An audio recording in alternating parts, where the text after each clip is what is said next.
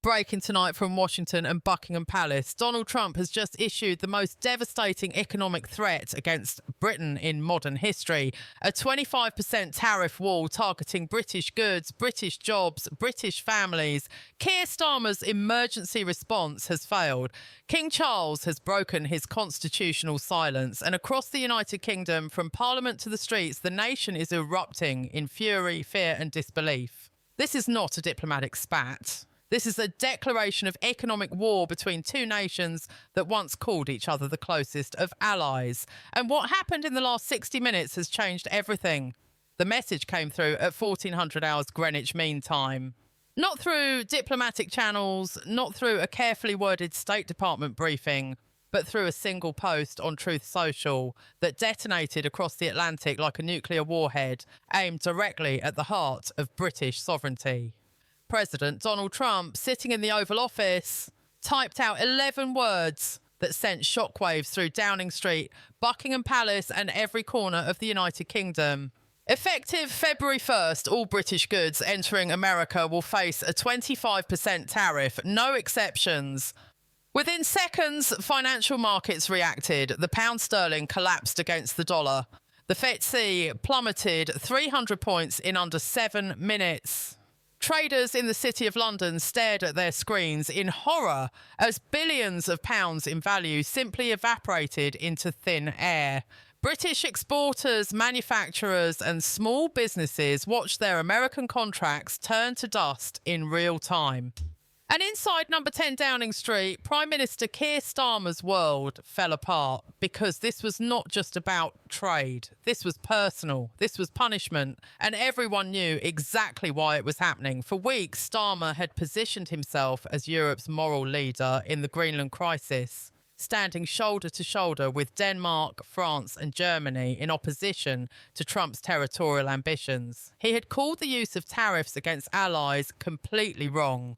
He had publicly declared that any decision about Greenland's future belonged to the people of Greenland and Denmark alone, not to Washington. He had lectured the American president about international law, about partnership, about the rules-based order. And now Donald Trump had responded, not with words, not with diplomacy, but with the full economic might of the United States, aimed directly at Britain's weakest point. The tariff announcement targeted everything. British steel, British automobiles, British pharmaceuticals, British technology, British agriculture. Every sector of the economy that depended on American markets suddenly faced a 25% price increase that would render them uncompetitive overnight. Industry leaders began calculating the damage within minutes. 25,000 jobs at risk in the automotive sector alone. Entire supply chains threatened with collapse. Factories in the Midlands, the North, Wales and Scotland suddenly staring down the barrel of closure. Families who had survived Brexit, survived the pandemic, survived the cost of living crisis, now facing the prospect of unemployment because their Prime Minister had picked a fight with the most powerful man in the world. And the British public, already exhausted by years of economic uncertainty, watched in growing rage as their government dragged them into a trade war they never asked for. Inside Downing Street, panic set in immediately. Senior advisors scrambled to coordinate a response. The Chancellor was pulled from a meeting with business leaders. The Foreign Secretary was woken in Brussels. Emergency calls went out to Washington, to the British ambassador, to anyone who might have Trump's ear. But the White House remained silent. No clarification, no negotiation, no mercy, just the cold, calculated message that Britain had crossed a line and would now pay the price. Starmer's team knew they were trapped. If they backed down, the Prime Minister would look weak, humiliated, destroyed on the world stage. If they stood firm, British businesses would suffer, British workers would lose their jobs, and the economic pain would be unbearable. There was no good option. There was no escape route. There was only the brutal reality that Keir Starmer had gambled with Britain's economy and lost. And then, at 1600 hours, something unprecedented happened.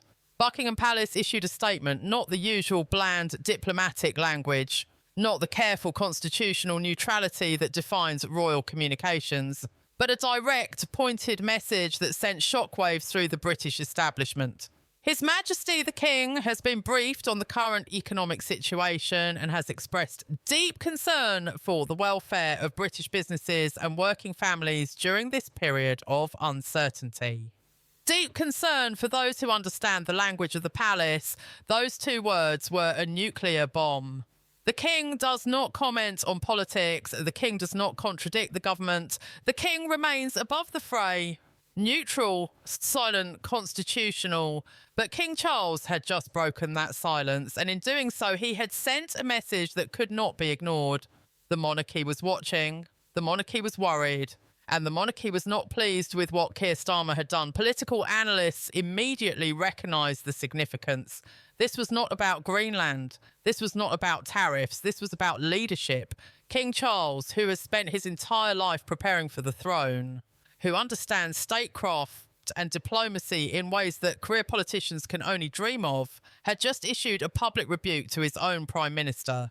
He had looked at the chaos Starmer had created, the economic danger facing millions of British families, and he had chosen to speak, not loudly, not theatrically, but clearly enough that everyone understood. The King believed his government had failed. The King believed British interests had been sacrificed on the altar of Starmer's moral grandstanding. And the King was using the only tool available to him, the power of royal concern, to signal that something had gone terribly wrong. The public reaction was instantaneous and volcanic. Social media exploded with rage, fear and betrayal. Hashtags demanding Starmer's resignation trended within minutes. Videos of factory workers, small business owners and ordinary families expressing their fury at the government went viral. "We didn't vote for a trade war with America," one Birmingham steelworker shouted into his phone camera. "We voted for stability, for jobs, for a government that puts Britain first, not Europe first." The sentiment echoed across the country. People who had supported Labour, who had believed Keir Starmer's promises of calm, competent government, now felt lied to, abandoned, thrown into an economic nightmare because their Prime Minister wanted to play statesman on the world stage. And the anger was not just directed at Starmer, it was directed at the entire political class that had allowed this to happen. MPs from all parties began issuing statements. Conservative leader Kemi Badenoch demanded an emergency recall of Parliament. "The Prime Minister has sacrificed British jobs for European applause," she declared. "He has put virtue signalling ahead of national interest. He must face Parliament and explain why British workers should pay the price for his diplomatic failures."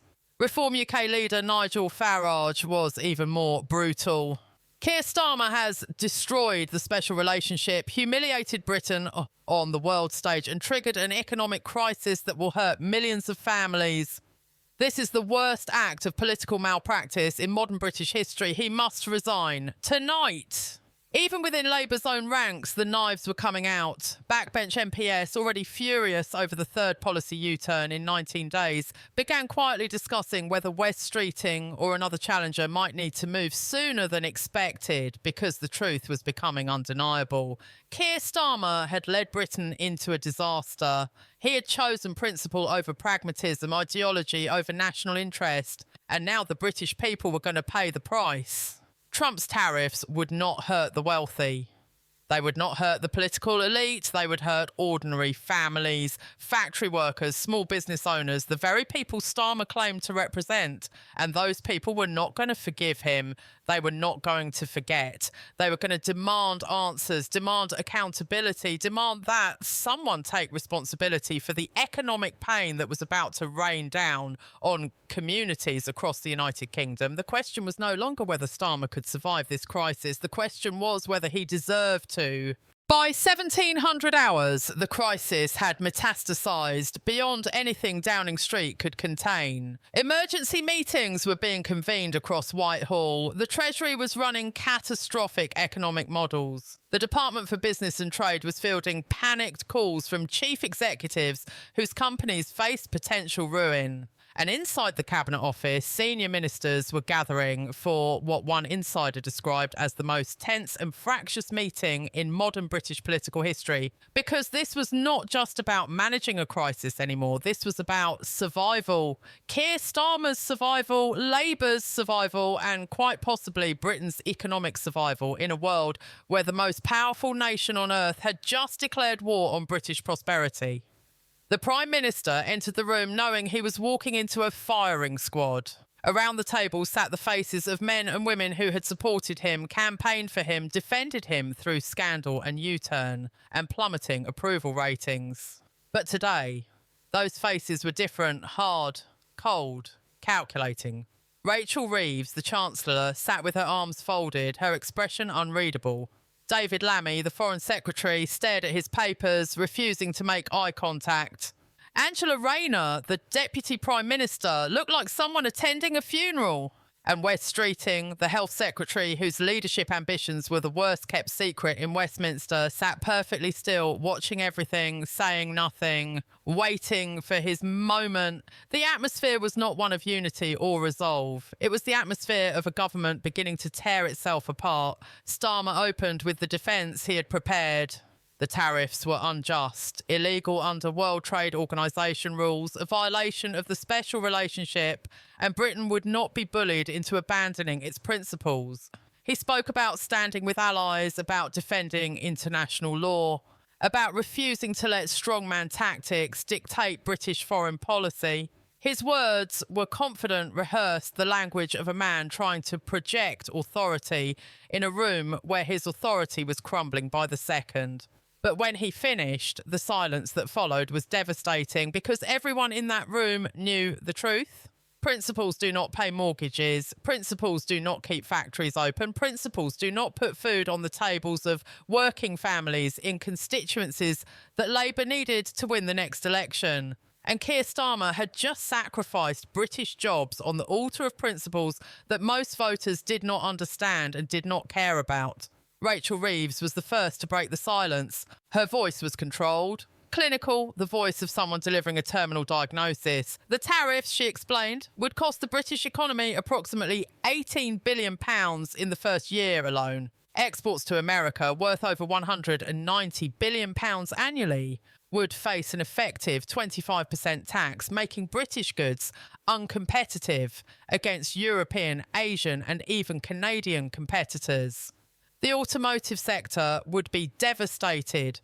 Pharmaceuticals would suffer, high-tech manufacturing would see contracts cancelled overnight, and the ripple effects would spread through the entire economy, hitting small suppliers, logistics companies, service industries that depended on export-driven prosperity. The Treasury's best-case scenario projected 50,000 job losses within 6 months. The worst-case scenario was closer to 200,000. And all of this, Reeves made clear with ice in her voice, was avoidable. All of this was the direct result of decisions made by the man sitting at the head of the table. The room erupted. Ministers who had stayed silent through previous crises suddenly found their voices. Why had Starmer not consulted Cabinet before issuing public statements on Greenland? Why had he aligned Britain so closely with European positions when Britain's economic interests were tied to America? Why had he lectured Trump publicly instead of negotiating privately? Why had he risked the special relationship, the foundation of British security and prosperity for 70 years, over a territorial dispute that had nothing to do with the United Kingdom? The questions came fast and furious, and behind each question was the unspoken accusation. You did this. You brought this disaster on us. You put your ego ahead of the national interest. And now British families will pay the price for your arrogance. David Lammy tried to defend the Prime Minister's position, arguing that Britain could not be seen to capitulate to American threats, that standing with European allies was strategically important, that Trump's tariffs might be a bluff designed to extract concessions. But his words rang hollow even as he spoke them. Everyone in the room knew Trump did not bluff. Everyone knew that once the president made a public threat, backing down would make him look weak, and Trump would burn down the entire global trading system before he allowed himself to look weak. The tariffs were real, the damage was real, And Lammy's attempts to spin the crisis as manageable or reversible only made him look desperate and delusional. The Foreign Secretary, once seen as one of Starmer's most capable ministers, was now revealing himself as out of his depth in a crisis that demanded ruthless pragmatism, not diplomatic platitudes. And then West Streeting spoke. His intervention was brief, measured, and absolutely devastating. He did not attack Starmer directly, he did not call for resignation or challenge the Prime Minister's leadership. Instead, he simply asked a question that everyone in the room had been thinking, but no one had dared to articulate. Prime Minister, what is your plan to protect British workers from the consequences of this decision? Not tomorrow, not after we've consulted with Europe or filed complaints with the WTO. Today, right now. What do we tell the factory worker in Sunderland who is about to lose his job? What do we tell the small business owner in Birmingham whose American contracts just got cancelled? What do we tell the British people who trusted us to put their interests first? The silence that followed was absolute because Starmer had no answer, no plan, no strategy beyond hoping that somehow, through some diplomatic miracle, this nightmare would resolve itself. And everyone in that room knew it. Outside the Cabinet Office, beyond the thick walls and soundproof doors, Britain was descending into chaos. Protests were erupting across major cities. In Manchester, workers from factories supplying American markets marched on the Labour Party headquarters, chanting "Starmer out, jobs first." In Birmingham, a crowd of several thousand gathered in Victoria Square, waving Union Jacks and homemade signs reading, "We voted for Britain, not Brussels," and "Stop sacrificing British workers for European applause." In London, demonstrators surrounded Downing Street, their anger palpable, their chants echoing through Whitehall. "Traitor Starmer, resign now! Traitor Starmer, resign now!"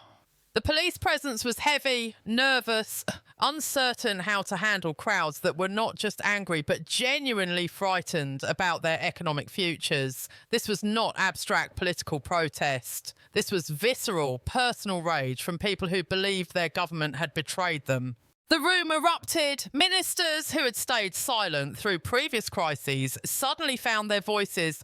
Why had Starmer not consulted Cabinet before issuing public statements on Greenland? Why had he aligned Britain so closely with European positions when Britain's economic interests were tied to America? Why had he lectured Trump publicly instead of negotiating privately? Why had he risked the special relationship, the foundation of British security and prosperity for 70 years, over a territorial dispute that had nothing to do with the United Kingdom? The questions came fast and furious, and behind each question was the unspoken accusation. You did this. You brought this disaster on us. You put your ego ahead of the national interest, and now British families will pay the price for your arrogance. David Lammy tried to defend the Prime Minister's position, arguing that Britain could not be seen to capitulate to American threats, that standing with European allies was strategically important, that Trump's tariffs might be a bluff designed to extract concessions. But his words rang hollow even as he spoke them. Everyone in the room knew Trump did not bluff. Everyone knew that once the president made a public threat, backing down would make him look weak. And Trump would burn down the entire global trading system before he allowed himself to look weak. The tariffs were real,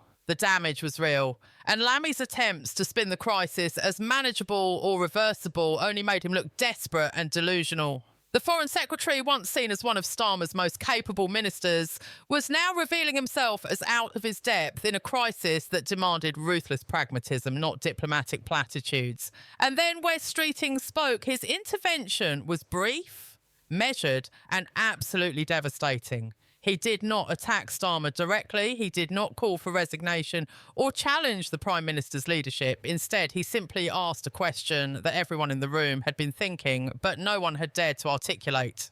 Prime Minister, what is your plan to protect British workers from the consequences of this decision? Not tomorrow, not after we've consulted with Europe or filed complaints with the WTO. Today, right now. What do we tell the factory worker in Sunderland who is about to lose his job? What do we tell the small business owner in Birmingham whose American contracts just got cancelled? What do we tell the British people who trusted us to put their interests first? The silence that followed was absolute because Starmer had no answer, no plan, no strategy beyond hoping that somehow, through some diplomatic miracle, this nightmare would resolve itself. And everyone in that room knew it. Outside the Cabinet Office, beyond the thick walls and buffoons and soundproofed doors, Britain was descending into chaos. Protests were erupting across major cities. In Manchester, workers from factories supplying American markets marched on the Labour Party headquarters, chanting "Starmer out, jobs first." In Birmingham, a crowd of several thousand gathered in Victoria Square, waving Union Jacks and homemade signs reading, "We voted for Britain, not Brussels," and "Stop sacrificing British workers for European applause." In London, demonstrators surrounded Downing Street, their anger palpable, their chants echoing through Whitehall. "Traitor Starmer, resign now! Traitor Starmer, resign now!"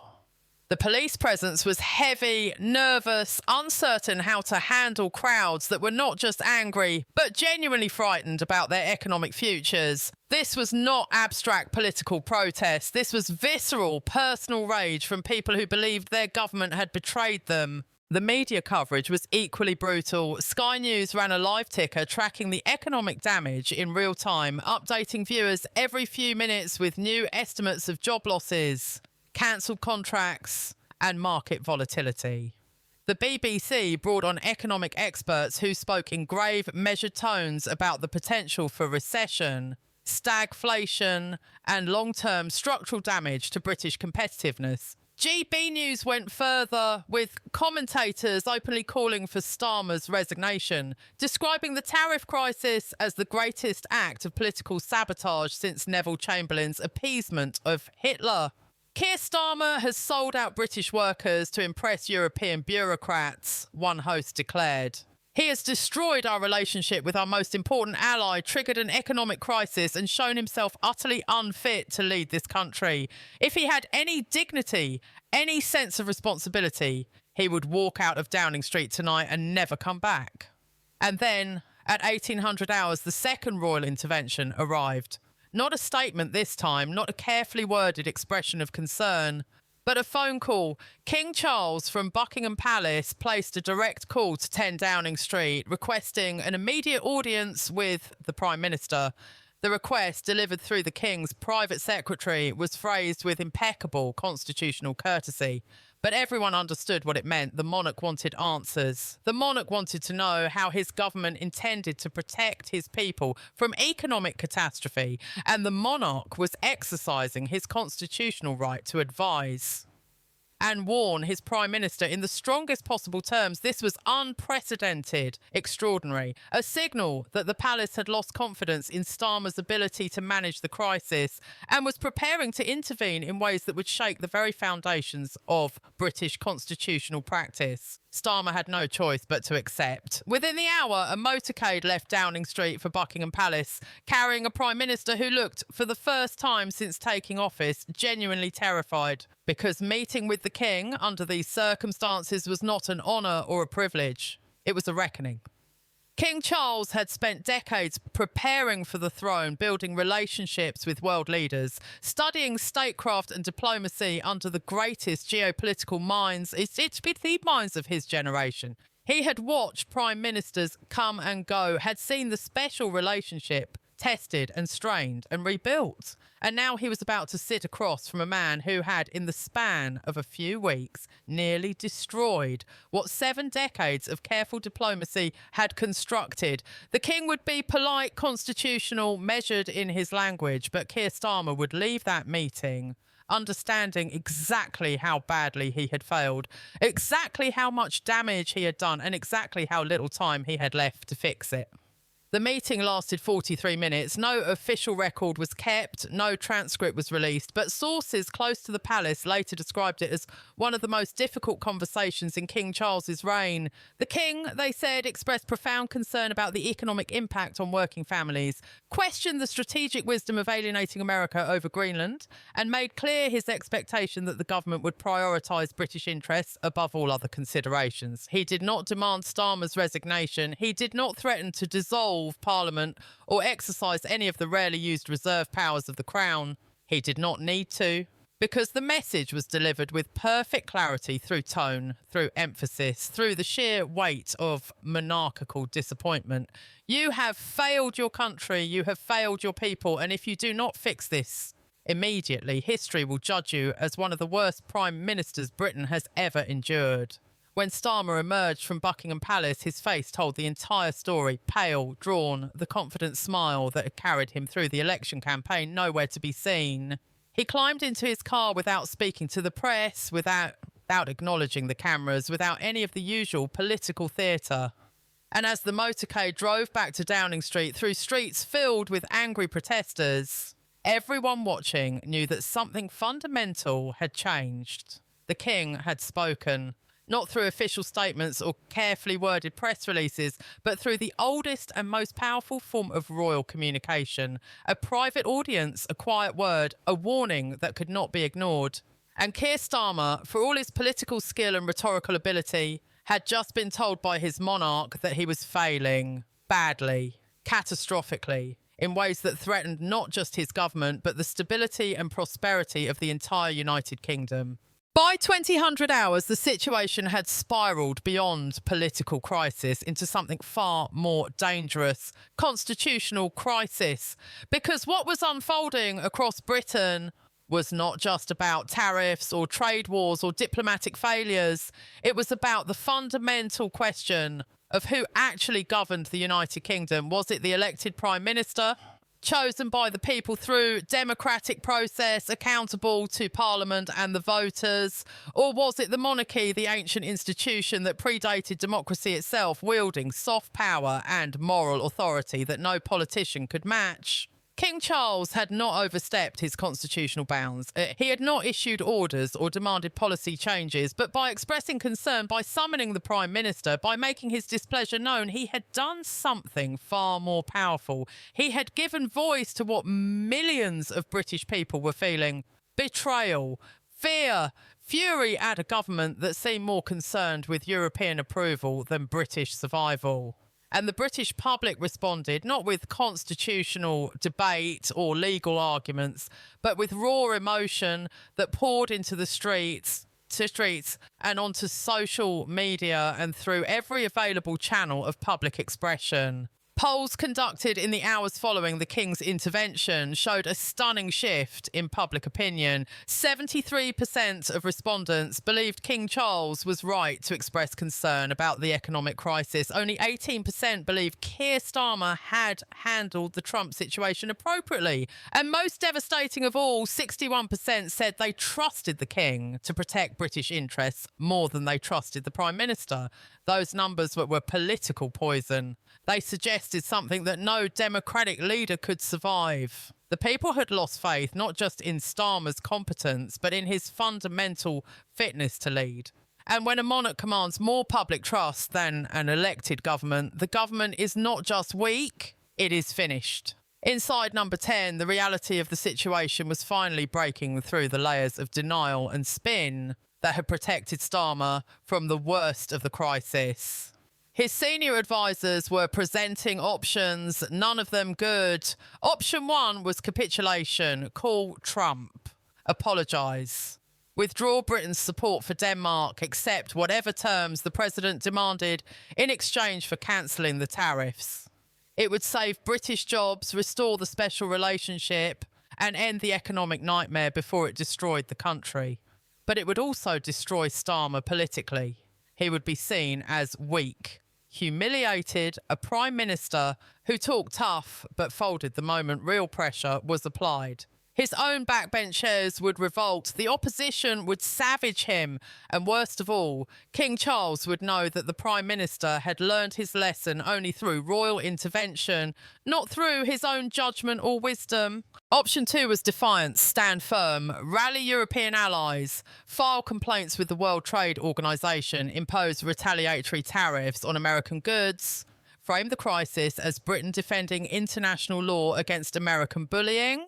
It would play well with the Labour base, with progressives who despised Trump, with those who believe Britain should align itself more closely with Europe than America, but it would devastate the economy. Hundreds of thousands of jobs would be lost, businesses would collapse, families would suffer, and when the economic pain became unbearable, when factories closed and unemployment soared and recession became reality, the British people would not blame Donald Trump. They would blame the man who chose pride over pragmatism. They would blame Keir Starmer.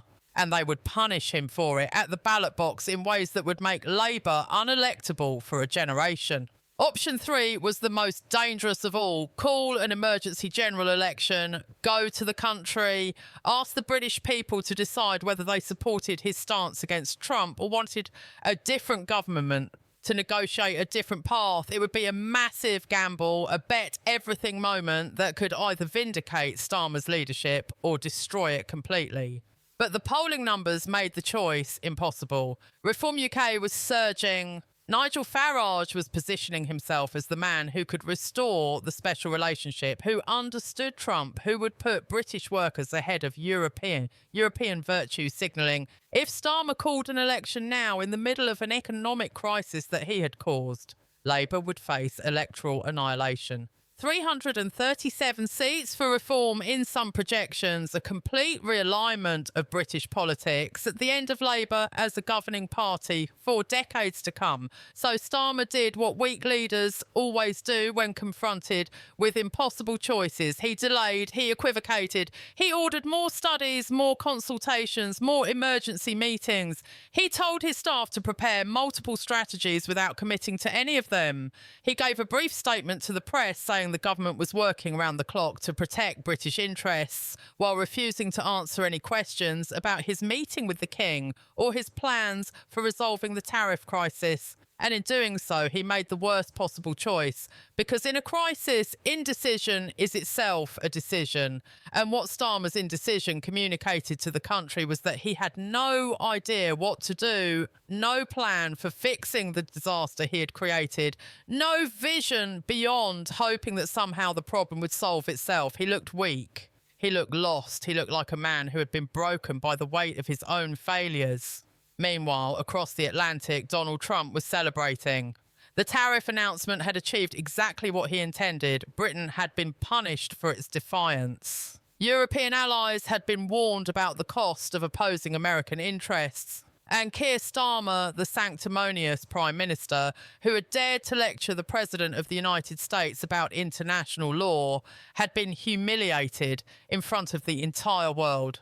Trump's advisors were already preparing the next move. A phone call to Kemi Badenoch, the Conservative leader, expressing admiration for her criticism of Starmer's failures. A private message to Nigel Farage, praising Reform UK's surge in the polls and hinting at a future cooperation. And perhaps most significantly, an invitation for King Charles to make a state visit to Washington, a gesture that would bypass the British government entirely and send an unmistakable message about who Trump believed truly represented British interests. Back in Britain, the political knives were fully unsheathed. Wes Streeting gave an interview to The Times in which he carefully distanced himself from Starmer's handling of the crisis while expressing confidence in the government's ability to resolve the situation. The coded language fooled no one. Streeting was positioning himself as the alternative, the leader in waiting who could restore competence and stability to Labour before the party suffered permanent damage. Other cabinet ministers began doing the same. Ed Miliband suggested that perhaps a more nuanced approach to the special relationship might be necessary. Shabana Mahmood emphasised the need to prioritise British workers above all other considerations. Each statement, each interview, each carefully worded press release was another brick removed from the foundation of Starmer's authority. The Prime Minister was being undermined not by his opponents, but by his own colleagues, who could see the end approaching and were desperately trying to save themselves from the wreckage. And then, at 2200 hours, the final blow landed, not from Trump, not from the King, but from Labour's own backbenchers. A letter signed by 43 Labour MPs was delivered to the Chief Whip demanding an emergency meeting of the Parliamentary Labour Party to discuss the leadership question. The letter was devastating in its directness. The signatories expressed no confidence in Starmer's ability to manage the economic crisis, questioned his judgment in alienating America, and called for an immediate change in direction or a change in leadership. 43 MPs, more than 10% of the parliamentary party, enough to trigger a leadership challenge under Labour's rules if they chose to push forward. And the names on the letter represented every faction of the party: Blairites, Corbynites, trade union-backed MPs, Scottish MPs, Red Wall MPs. This was not a factional rebellion. This was a party-wide revolt against a leader who had lost the confidence of his own troops.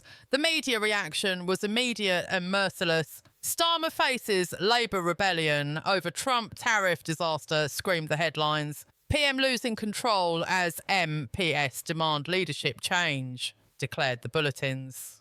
Political analysts who had defended Starmer through previous crises now spoke in obituary tones about a prime minister whose time was running out. The question was no longer whether Starmer could survive, but how long the death spiral would take and who would replace him. Betting markets showed West Streeting as the overwhelming favourite to be the next Labour leader. Angela Rayner's odds were shortening. Even Ed Miliband, written off as a has-been after his own leadership failure, was attracting interest from those who believed Labour needed someone with experience managing political crisis and media pressure. But the most significant development was happening outside the traditional political structures entirely. Nigel Farage announced that Reform UK would be holding emergency town halls across every constituency affected by potential job losses from the Trump tariffs. He promised to listen to workers, to fight for their interests, to demand that Parliament prioritise British jobs over political posturing. And at each announcement, he made the same point. Keir Starmer has failed you. The King understands your pain. But your elected representatives have abandoned you in favour of European bureaucrats and globalist ideology. Reform UK will never put foreign interests ahead of British workers. We will never sacrifice your jobs on the altar of virtue signalling, and we will never, ever forget that we serve you, not Brussels, not Washington, but you. The message was simple, powerful, and devastatingly effective. Farage was positioning himself as the defender of ordinary people against an elite political class that had lost touch with reality, and in communities facing economic devastation because of Starmer's diplomatic failures. That message was resonating like thunder. By midnight, Britain was a nation in turmoil. The Prime Minister was barricaded in Downing Street, surrounded by advisers who no longer trusted him and colleagues who were already planning his replacement. The King was at Buckingham Palace, monitoring the crisis with growing concern and preparing for the possibility that he might need to take further constitutional action if the government collapsed entirely. The opposition was scenting blood, preparing for an election that could reshape British politics for a generation. And across the country, millions of ordinary people were lying awake, worried about their jobs, their futures, their families, wondering how their government had managed to turn Britain's closest ally into an economic enemy in the space of a few weeks. This was not how democracy was supposed to work. This was not the stable, competent governance that had been promised. This was chaos. This was failure. This was what happened when leaders put ideology ahead of national interest and discovered too late that the British people would not forgive them for it. The crisis that began with a tariff announcement had become something far larger, a test of leadership, a test of constitutional norms, a test of whether British democracy could survive a Prime Minister who had lost the confidence of his party, his Parliament, his King, and his country. And as dawn approached over London, as the first protesters began gathering again outside Downing Street, as the media prepared for another day of devastating coverage, one thing had become absolutely clear: Keir Starmer's government was dying. The only question remaining was whether Britain's economy, Britain's international standing, and Britain's faith in its own political system would die along with it. The special relationship lay in ruins, the monarchy had been forced to intervene, and the British people watching it all unfold in real time were demanding answers, demanding accountability, demanding that anyone step forward and fix the disaster before it consumed everything they had built. The next 24 hours would determine not just Starmer's fate, but the fate of the nation itself. The dawn came cold and grey over Westminster. But sleep had not come to Downing Street. Through the night, lights blazed in the Cabinet Office as exhausted advisers cycled through crisis scenarios, each one bleaker than the last. Keir Starmer sat in his study, staring at polling data that told a story of complete political collapse. His personal approval rating had plummeted to -52, the lowest ever recorded for a sitting Prime Minister. Labour's vote share had dropped to 19%. Behind Reform UK, behind even the shattered remnants of the Conservative Party. And the question being asked by every focus group, every voter panel, every street interview was always the same. How could he have been so reckless? How could he have gambled with British jobs, British prosperity, British security, all for the sake of taking a moral stand that nobody asked him to take? The answers Starmer had prepared, the talking points about principles and international law, and standing with allies rang hollow even to his own ears, because principles did not matter when families could not pay their mortgages. International law did not matter when factories were closing. Standing with allies did not matter when your own people were suffering. At 0600 hours, the first economic data began filtering through from overnight markets in Asia. The pound had fallen another 3% against the dollar. British government bonds were being sold off by international investors who feared that the tariff crisis would trigger recession, possibly depression. Credit rating agencies were preparing downgrades of British sovereign debt, citing political instability and deteriorating economic fundamentals.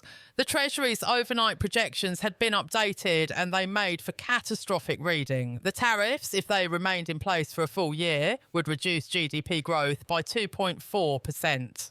Unemployment would rise by 600,000. Government borrowing would increase by £40 billion as tax receipts collapsed and welfare spending surged.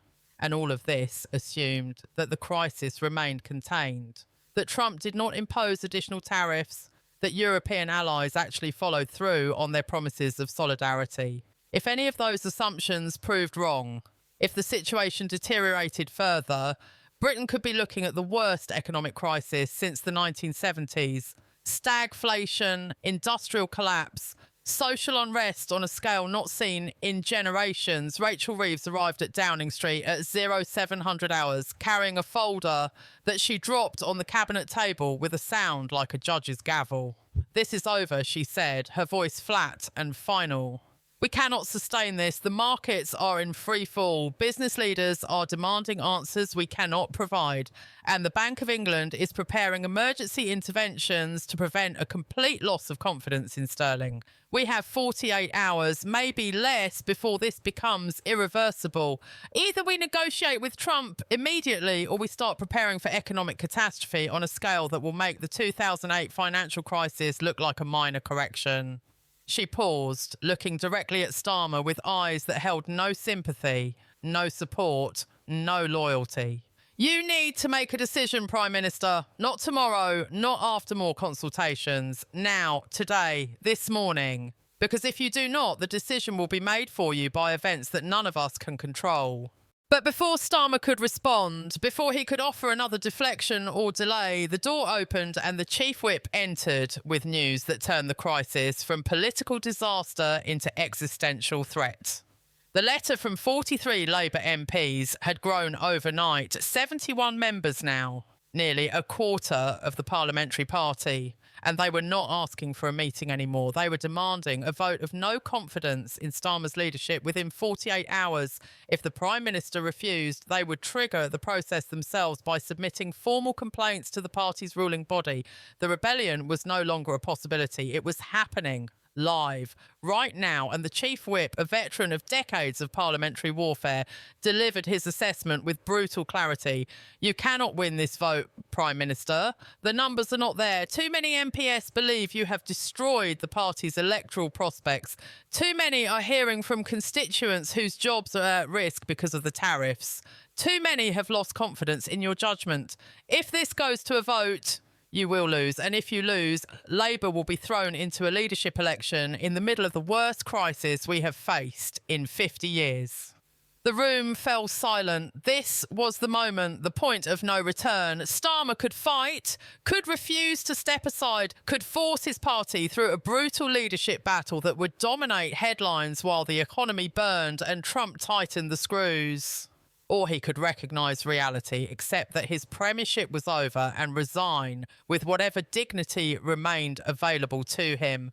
Both options were catastrophic. Both would be seen as surrender, but one would at least give Labour a chance to reset, to install a new leader who might be able to negotiate with Trump from a position slightly less damaged than Starmer's complete loss of credibility.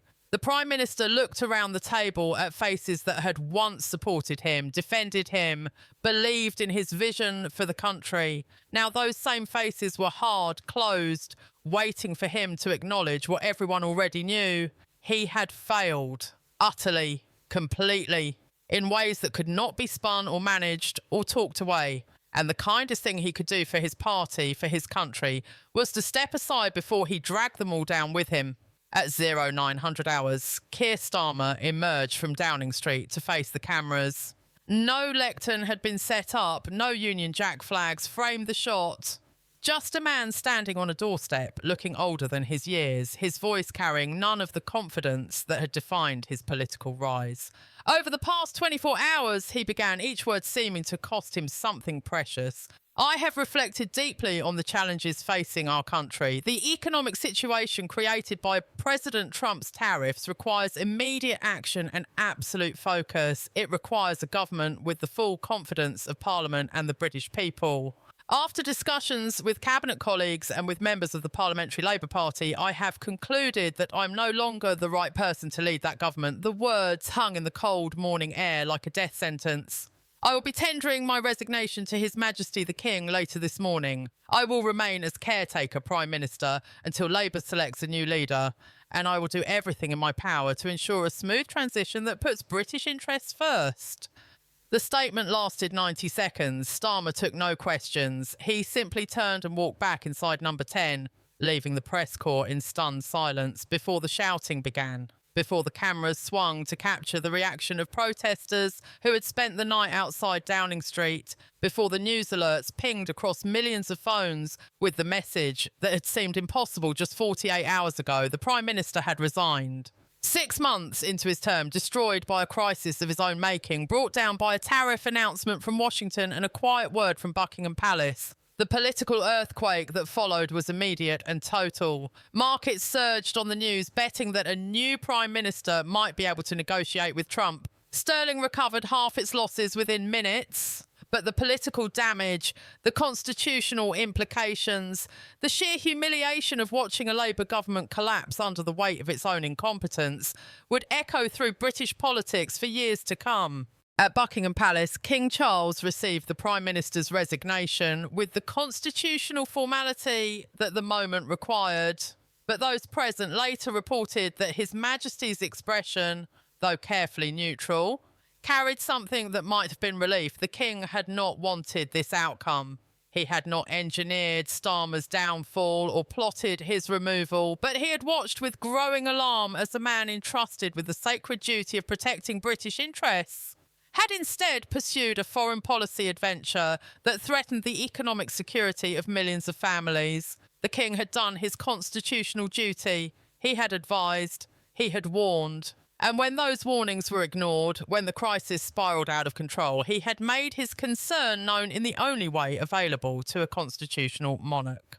The result was not a victory for the Crown. It was simply the system working as it was designed to work. A Prime Minister who lost the confidence of Parliament, the public and the Crown could not govern. And now Britain would have a chance to start again. The Labour leadership election that followed was the most compressed and brutal in modern political history. 72 hours from announcement to results. Wes Streeting positioned himself as the unity candidate, the man who could heal the party's wounds and restore competence to government.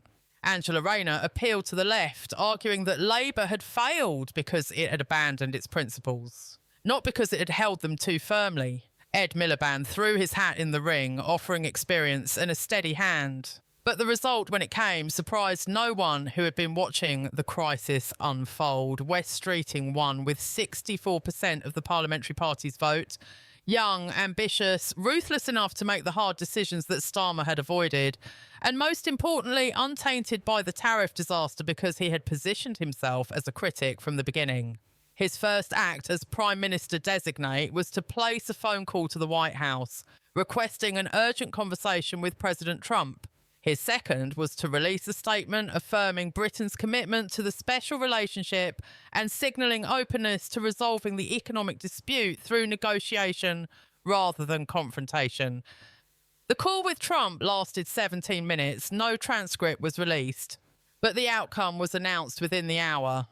The tariffs would be suspended for 30 days while negotiations took place. Britain would review its position on Greenland and other areas of transatlantic tension. Both leaders expressed confidence that the special relationship could be restored and strengthened. It was not a complete victory for either side. Trump had not gotten everything he wanted, but he had forced regime change in London and proven that defying American economic power carried catastrophic costs. Streeting had not secured the total cancellation of tariffs, but he had stopped the bleeding, bought time for British businesses, and shown that he could do what Starmer could not: govern, negotiate, protect British interests without grandstanding or moral posturing. The markets responded immediately. Sterling stabilised, British stocks rallied, business leaders cautiously welcomed the new approach, and across the country, families who had spent days terrified about their economic futures allowed themselves to believe that perhaps, just perhaps, the nightmare was over.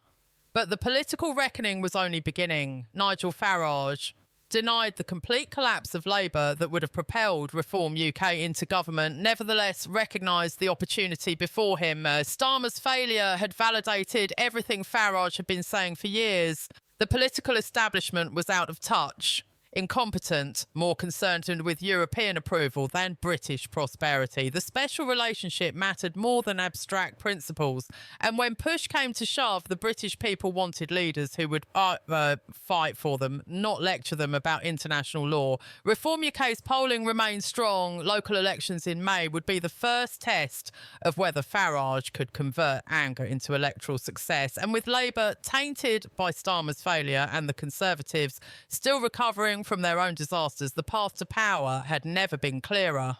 Keir Starmer learned what every politician must eventually learn, Farage declared to a cheering crowd at a Reform UK rally. The British people will not be taken for granted. They will not accept leaders who put foreign interests ahead of British jobs. And they will not forgive those who gamble with their futures for the sake of political vanity. Wes Streeting has been given a second chance. We shall see whether he is wise enough to use it. And at Buckingham Palace, as evening fell over London, King Charles looked out over a city that had been shaken to its foundations but had survived. The constitutional crisis had been resolved within the boundaries of law and tradition. The monarchy had not overstepped. Parliament had functioned as it was meant to function. A failed Prime Minister had been removed and replaced through democratic process. But the King understood something that the politicians, in their rush to move on and rebuild, had not yet fully grasped. The crisis had exposed something fundamental about modern Britain. The old certainties were gone. The special relationship could no longer be taken for granted. The public's faith in political leadership had been shattered and would not easily be restored. And the monarchy itself had been forced to play a more active role than any king had played in decades. A precedent that future monarchs and future prime ministers would have to navigate carefully. The tariff crisis was over, but its consequences would echo through British politics and British society for years to come.